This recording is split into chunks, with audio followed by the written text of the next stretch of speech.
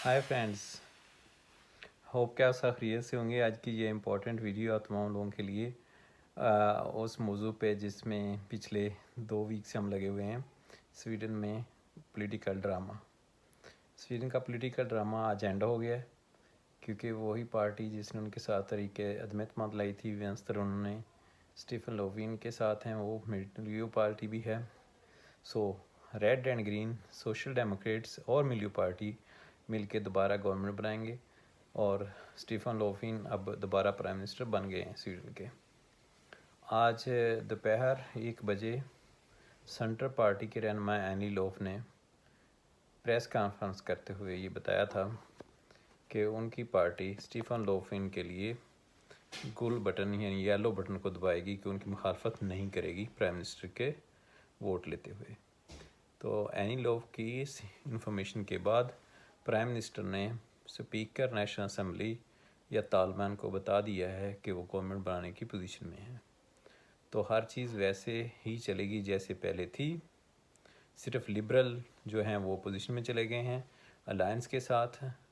तो centre budget pass कराएगी इनके साथ मिलके सोशल डेमोक्रेट के साथ।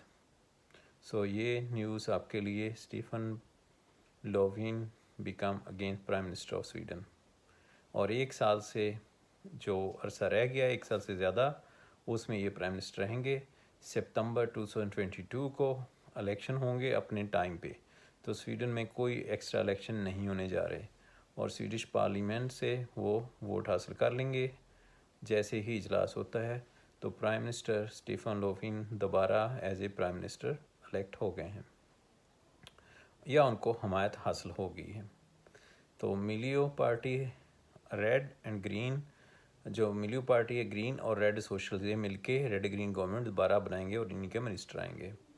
जैसे कि सारे ड्यूरेशन में एनीलोफ कोशिश करती रही है कि ये इस नौबत तक ना पहुँचे। उसने साथ मिलाया था उनको जो दूसरी पार्टी लिबरल को, सबूनी ने, लेकिन उन्होंने इनकार कर दिया था कि हम लोग नया जनरल अवतल नहीं करेंगे।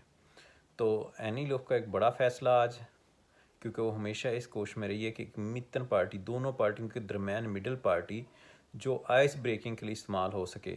तो उसने इसका दोबारा फिर सबूत दिया है कि स्वीडन को उसने दोबारा एक्स्ट्रा इलेक्शन जाने में से बचा लिया है। तो इस वक्त अलायंस की 3 जमातें, मॉडरेट उल्फ क्रिस्टियन जिसको लीड कर रहे हैं, ईबा तुर्बोश की केडी क्रिश्चियन डेमोक्रेट और लिबरल की सबोनी की लिबरल पार्टी, ये अपोजिशन में अलायंस में है। और इनके साथ कि एसडी जो जिसको Jimmy occasion Swedish national party जिसको वो लीड करते हैं, वो भी अपोजिशन में रहेंगे। वेंस्टर पार्टी हेल्प करेगी सोशल डेमोक्रेट को बजट पास कराने। ये वही वेंस्टर पार्टी है जिसने घरों के किराए बढ़ाने पे स्वीडिश प्राइम मिनिस्टर के ख़िलाफ़ लाए थे मोशन ऑफ नो कॉन्फिडेंस। तो अब तमाम पॉलिटिकल ड्रामा जो 4 हफ्ते से हो रहा था, जिसमें पार्लियामेंट में तहरीक अदम एतमाद आई, तहरीक अदम एतमाद कामयाब हुई। उसके बाद स्पीकर ने मॉडरेट पार्टी के चेयरमैन उल्फ क्रिस्टियन को मौका दिया कि वो गवर्नमेंट बनाए, लेकिन वो गवर्नमेंट ना बना सके क्योंकि सेंटर पार्टी ने रिफ्यूज़ कर दिया, इनकार कर दिया था। वो किसी सूरत भी ऐसे बंदे को वोट नहीं देंगे, ऐसे कोalition में नहीं जाएंगे जहां स्वीडिश नेशनल या एसडी हिस्सेदार हो इक़्तिदार में। तो उनकी सीटें ज़्यादा थीं, उसके अलावा और कोई हल नहीं था कि वो एसडी को साथ मिलाते एम वाले मॉडरेट। तो अब क्योंकि वो नहीं बना सके थे गवर्नमेंट, तो एनी लोफ ने आज दोपहर 1 बजे प्रेस कॉन्फ्रेंस करते हुए ये फैसला सुनाया है कि वो स्टीफन लोवीन को एज ए स्टेट मिनिस्टर या as a prime minister allow करते हैं। तो स्वीडन में अब इलेक्शन 4 साल बाद, यानी अगले साल, अपने टाइम पूरा जो 1 साल से ज़्यादा अरसा का रह गया है, वो एस और एम रेड ग्रीन ही अपनी गवर्नमेंट में पूरा करेंगे।